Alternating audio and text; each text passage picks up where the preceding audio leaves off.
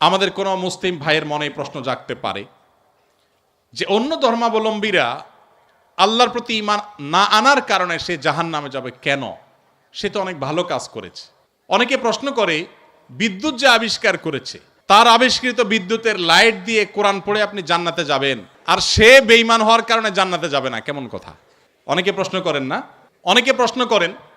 এই টাইপের আরো অনেক প্রশ্ন আছে, আমি আর উদাহরণে যাচ্ছি না, একটা দিয়ে আপনারা আশা করি বুঝতে পেরেছেন। খুব ইন্টারেস্টিং প্রশ্ন কিন্তু। যার বিদ্যুতের আলো দিয়ে কোরআন পড়ে পড়ে আপনি জান্নাতে যাবেন, সেই বিদ্যুতের আবিষ্কারক তিনি শুধু মুসলিম না হওয়ার কারণে জান্নাতে যাবেন না, কেমন যৌক্তিক কথা? আপনারা অনেক সময় দেখবেন সোশ্যাল মিডিয়াতে কোনো অমুসলিম খেলোয়াড় মারা গেছে বা অমুসলিম কোনো বড় স্টার তারকা মারা গেছে, তো লেখা হয় RIP, রেস্ট ইন পিচ। এটা লিখলেও হুজুররা বাগড়া বাঁধে। হুজুরদের জ্বালায় আসলে কোথাও থাকার উপায় নেই। তো RIP লেখছে পোলাপান, সেখানে হুজুরা বলে না, জায়েজ নাই, একজন অমুসলিম তাকে কেন আপনি রেস্ট ইন পিচ বা জান্নাতে আরামে ঘুমাও এটা বলতে পারেন?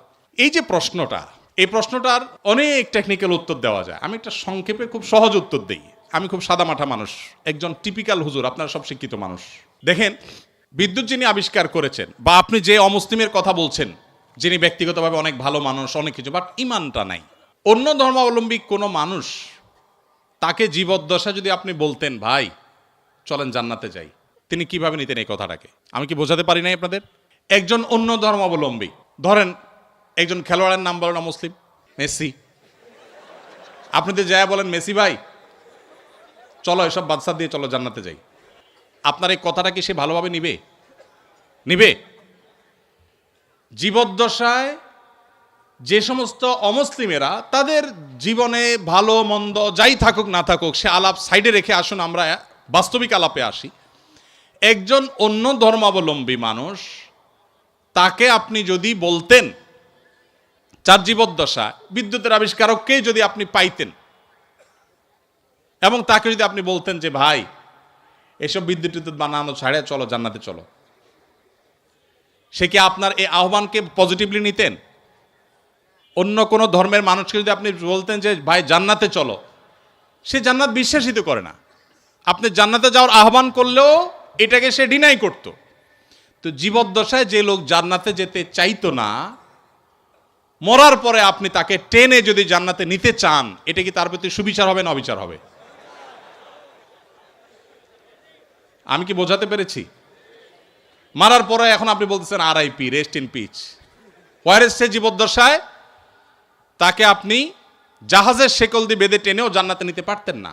সে বলতো অসম্ভব, কি বলো তুমি, পাগল নাকি, আমি মুসলমান নাকি, কিসের জান্নাত, আমি যাব না।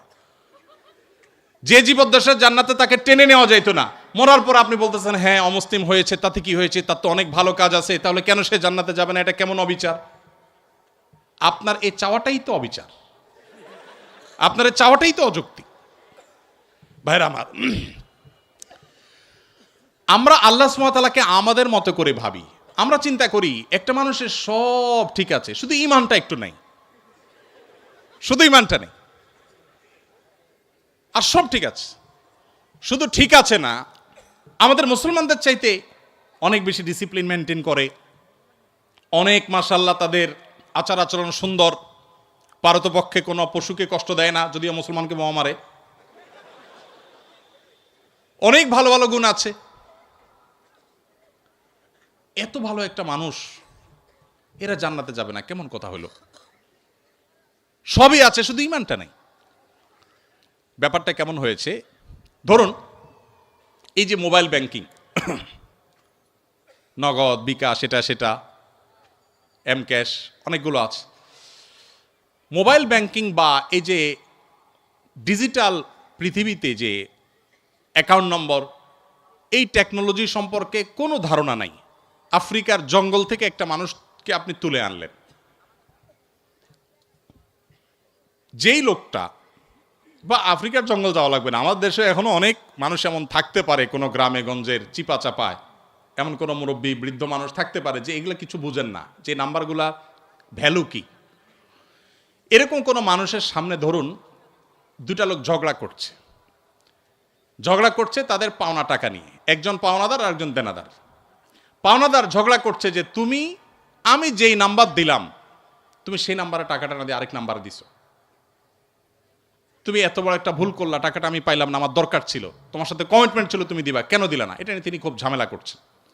আর ওই বেচারা বলতেছে, ভাই সবই ঠিক আছে, শুধু একটা ডিজিট ভুল হয়েছিল, জাস্ট একটা ডিজিট। টাকা তো আমি ভাই পুরাটাই দিছি, 10,000 10,000-এ দিছি, একটা ডিজিট ভুল হয়েছে, এত চিল্লাচিল্লির কি আছে ভাই? আরেক ভদ্রলোক তিনিও দেনাদার, তিনি 10,000-এর জায়গায় মাত্র 2,000 দিয়েছেন, তিনিও 10,000 দেনা ছিলেন। তার ব্যাপারে সে এতটা রাগারাগি করছে না, বলছে ভাই 2,000 দিছো, তাও তো দিছো, আমার অ্যাকাউন্টে আসছে ঠিক মতো, ভালো, আর বাকিটা দিয়ে দিও টাইম মতো, ঠিক আছে। এখন ওই যে বৃদ্ধ চাচা, যে এই টেকনোলজি সম্পর্কে কোনো ধারণা নাই, সে চাচা এসে এখন বলতেছে, ভাই একটা লোক 2,000 দিল, তুমি খুশি হয়ে গেলা, আর এই বেচারা 10,000 দিল, 10,000 দিছে, পুরাটাই দিছে, লাগলে আরো 2,000 হয়তো বাড়াইয়াও দিছে, শুধু একটা ডিজিটের ভুলের কারণে এত চেতাচেতির কি আছে? এই চাচাকে কেউ বুঝাইতে পারবে? কেন বুঝাইতে পারবে না? কারণ এই টেকনোলজিটা তার জানা নাই। ভাইরা আমার, আমাদের অনেক বন্ধু আছেন যারা আল্লাহর অনেক বিধানকে, শরিয়ার অনেক বিধানকে, কোরআনের অনেক নির্দেশকে তাদের লজিক দিয়ে তারা বিচার করে। এটা তো ইলজিক্যাল, এটা তো অযৌক্তিক। আরে ভাই, আরবিতে একটা প্রবাদ আছে, আল ইনসানু আদা উল্লিমা জাহিলু, মানুষের কাছে যে বিষয়ে অজানা থাকে সেটা তার কাছে শত্রু মনে হয়। আপনি যে টেকনোলজি জানবেন না সেটা আপনার কাছে ইলজিক্যাল মনে হবে। বিদ্যুৎ আবিষ্কার হয়েছে আজ থেকে কত বছর আগে? কত বছর আগে?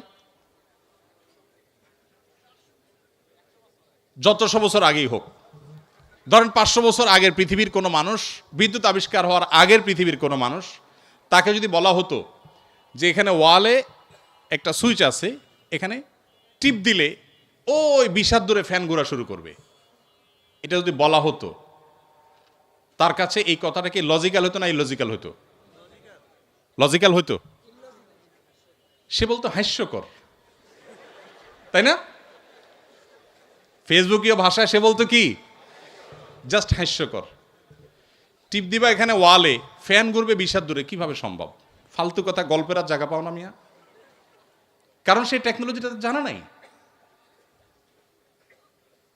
মানুষের তৈরি টেকনোলজি সম্পর্কে এতটুকু গ্যাপ থাকার কারণে যদি কোনো কিছু তার কাছে ইলজিক্যাল মনে হয়, মানুষের সৃষ্টিকর্তা, মানুষের এই ব্রেইনের সৃষ্টিকর্তা আল্লাহ রাব্বুল আলামিনের কাছে তার কোনো আদেশ, তার কোনো নিষেধ, এটার যৌক্তিকতা বাহ্যিক দৃষ্টিকোণ থেকে আমার বুঝে আসছে না, তার টেকনোলজি আমি ধরতে পারছি না। ওই যে একটা ডিজিটে বললে কি হয়েছে, শুধু ইমান নাই তাতে কি হয়েছে, এই টাইপের কথাবার্তা অনেকটা সেরকম শিশুসুলভ কথাবার্তা। আল্লাহ তাআলা আমাদেরকে বুঝার তৌফিক দান করুন। ভাইরা আমার, অনেক কথাই বলা যাবে, সময় অনেক গড়িয়ে গেছে, রাত হয়েছে, আমার করতে হবে। ইমানটা আসলে সারেন্ডার করার নাম, আত্মসমর্পণ করার নাম। মানুষ নিজের বিবেক বুদ্ধি দিয়ে আল্লাহ তাআলাকে জাজ করতে চায়। আমাদের তরুণরা, আপনারা বয়সে বেশিরভাগ, এখানে আমাদের টিচারদার যারা আছেন, আমার পিতৃতুল্য, বড় ভাই তুল্য, তারা বাদে বাকি যারা আছেন সবাই স্টুডেন্ট। আপনারা এই বয়সটাতে অনেক হেয়ালিপনা আসে। ওই যে বৃদ্ধ চাচার মতো ডিজিটের হিসাব কষাকষি শুরু হয়, আল্লাহর সাথে পাল্লা দেয়া দেই শুরু হয়। আল্লাহ এটা কেন বললেন, ওইটা কেন বললেন? ভাই, আল্লাহ রাব্বুল আলামিন কেউ যদি অমুসলিমের ঘরে জন্ম নেয়, আল্লাহ তাআলাকে যদি সুস্থ বিবেক বুদ্ধি দিয়ে থাকেন, তিনি অসুস্থ না হন মানসিকভাবে, শুধুমাত্র তার কাছে এই জিজ্ঞাসা থাকবে, তার বিবেক তার সৃষ্টিকর্তার পথে তারে পথ নির্দেশ করেছে কি করে নেই। যদি করে থাকে, আল্লাহর একত্ববাদের বিশ্বাসটা শুধু থাকে, আর কোনো বিধান আল্লাহর নাও মানে, গতানুগতিকভাবে সে মুসলমান নাও হয়, তার কাছে ইসলামের দাওয়াত যদি না যায়, তাহলে সে ইসলামের সহিত দৃষ্টিকোণ থেকে মুক্তি পেয়ে যাবে আখিরাতে। আল্লাহ তাআলা কারোর প্রতি জুলুম করবেন না, কারোর প্রতি জুলুম করবেন না। এই টাইপের অনেক প্রশ্ন আছে। গত 4-5 দিন আগে, সম্ভবত গত বুধবারে, ডেনমার্কের কোপেনহেগেনে একটা প্রোগ্রামে এক ভাই, প্রশ্ন দেখে বুঝলাম যে নাস্তিক ভাইটা 10-15টা প্রশ্ন করেছেন। এদিকে আমার ফ্লাইটের টাইম কাছায় গেছে, আমি ওই প্রশ্নগুলো টাচই করতে পারি না, খুব দুঃখ রয়ে গেছে আমার মনে। এই সবগুলো প্রশ্নের গোড়া এক জায়গায়, সেটা হলো যে নিজের বিবেক দিয়ে আল্লাহকে বোঝার চেষ্টা করা, আল্লামা ইকবালের নাম আপনারা শুনেছেন, ভারতবর্ষের একজন বড় কবি ছিলেন। আল্লামা ইকবাল বলেছেন, জু সমঝ মে আ গই ও ফির খুদা কিউ কর হুয়া। যাকে আপনার বিবেক দিয়ে ক্যাপচার করে ফেলতে পেরেছেন, আয়ত্ত করে ফেলতে পেরেছেন, সে আবার আল্লাহ হলো কিভাবে?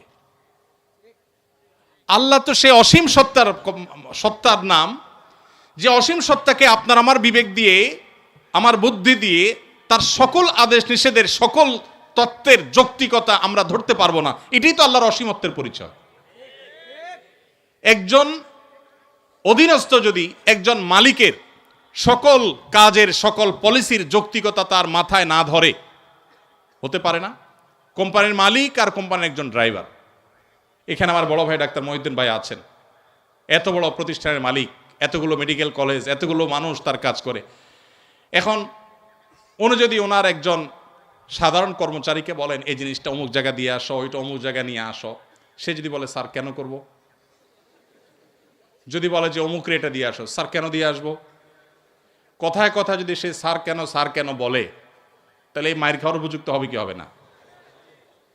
কেন মায়ের খাওয়া উপযুক্ত হবে বলেন তো? আরে মিয়া, আমার সব কেন যদি তুমি বুঝে যাইতা, তাহলে তুমি তো ডাক্তার মহিউদ্দিন হয়ে যেতা, তাহলে তুমি তো আকিজ গ্রুপের চেয়ারম্যান হয়ে যেতা, তাহলে তুমি তো শত শত হাজার হাজার কোটি টাকা বিজনেস করতে পারতা। আমার সব কিছুর যৌক্তিকতা তোমার বুঝে আসবে না। তুমি আমার জায়গায় আসতে বহু সময় লাগবে, আমার এই বয়স পার হয়েছে এগুলো বুঝতে বুঝতে। এটা যদি হয় একজন মানুষের তফাৎ, সেখানে সৃষ্টি হয়ে আল্লাহর সমস্ত আদেশ আমার বুঝতে হবে, আমার বুঝে আসে নাই, তাহলে আমি কেন মানবো? এটা সবচেয়ে হাস্যকর। আল্লাহ তাআলা আমাদেরকে আল্লাহর প্রতি পরিপূর্ণ ঈমান আনার তৌফিক দান করুন। কিয়ামতের আগে এক এক ঝড়ে কত মানুষ বেঈমান হয়ে যাবে। নবী সাল্লাল্লাহু আলাইহি সাল্লাম বলেছেন, ভাইরা আমার, আপনারা দেশের কর্ণধার, আপনারা আমাদের আগামীর ভবিষ্যৎ। আমি আবারও আপনাদেরকে বলবো, প্লিজ, ওয়াজ নির্ভর ধর্ম পালন নয়, কোরআন এবং হাদিস থেকে জ্ঞান অর্জন করুন। শুধুমাত্র মুখস্থ বাণী নয়, শুধুমাত্র মোটিভেশন বা অনুপ্রেরণামূলক বক্তব্য নয়, কোরআন এবং হাদিসের পাতা খুলুন। আমি খুব আনন্দিত হই যখন দেখি ইউরোপে, আমেরিকাতে, জাপানে, কোরিয়াতে, বিভিন্ন দেশে আমাদের বুয়েটের, কুয়েটের, চুয়েটের, ডুয়েটের ভাইরা সেসব জায়গাতে ইসলাম নিয়ে এত চমৎকারভাবে গবেষণা করছেন, পড়াশোনা করছেন, স্টাডি সার্কেল করছেন, ইসলাম বিভিন্ন অর্গানাইজেশন খুলছেন, ভালো ভালো কাজ করছেন। আমার বুকটা ভরে ওঠে। আমি ঈর্ষান্বিত হই যে আমি গতানুগতিক মাদ্রাসায় পড়ুয়া হয়েও জান্নাতের দৌড়ে, ইসলাম প্রচারের দৌড়ে কোনো কোনো ক্ষেত্রে মনে হয় আমার এই সমস্ত ভাইরা অনেকে আমার চেয়ে এগিয়ে আছেন। আজকে আপনারা যারা আমার কথা শুনছেন, আমি আপনাদের সবাইকে, আমার বোনরা যারা আমার পর্দার আড়াল থেকে আমার কথা শুনছেন, আপনাদের সবাইকে আমাদের আহ্বান রাখতে চাই, আপনি বাঘের বাচ্চা মুসলমান, আপনি ওমর রাদিয়াল্লাহু তাআলার সন্তান, আবু বকরের সন্তান, আপনি স্পেন বিজয়ী তারেক বিন জিয়াদের সন্তান। মেডিকেল সায়েন্স থেকে নিয়ে কোরআনিক সায়েন্স পর্যন্ত এমন কোনো সেক্টর না যে সেক্টরে মুসলমানদের সোনালী অতীত ছিল না। সেটিকে উদ্ধার করবার জন্য আপনার নিজেকে আগে আপনার ইসলামটা বুঝতে হবে। আপনি বুঝে শুনে পড়াশোনা করে মুসলমান হতে হবে। সেই চেষ্টাটা আপনারা করবেন, সে আমার আহ্বান রইল। আপনাদের যে সমস্ত প্রশ্নের উত্তর আমি দিতে পারলাম না সময়ের অভাবের কারণে, এই সবগুলো প্রশ্ন আমি নিয়ে যাচ্ছি। আমি কোথাও কোনো প্রশ্ন সাধারণত ফেলি না, রিপিটেড প্রশ্ন না থাকলে সে প্রশ্নগুলো উত্তর দেওয়ার চেষ্টা করি। আমার মনে চাইছিল উত্তর দিতে, কিন্তু রাত অনেক গড়িয়েছে, আপনাদের ঘুমোতে হবে, আমার ফজরের পরে মিটিং আছে, যার কারণে আমাকে দৌড়াতে হবে। অনেকগুলো প্রশ্ন আছে, সবগুলোর উত্তর দিতে পারলে আমার কাছে অনেক ভালো লাগতো। উত্তর আমি দেব, তবে সেটা আজকে দিতে পারলাম না। আমাদের শুক্রবারে যে লাইভ অনুষ্ঠান হয় আমাদের ভেরিফাইড ফেসবুক পেজে, ইনশাল্লাহ সেখানে আপনাদের এই প্রশ্নগুলোকে প্রায়োরিটি দিয়ে আমরা ইনশাল্লাহ উত্তর দেওয়ার চেষ্টা করব। আর তাছাড়া ওয়াজ মাহফিল বা ধর্মীয় আলোচনায় একটা স্টাইল আছে, স্টাইলটা হলো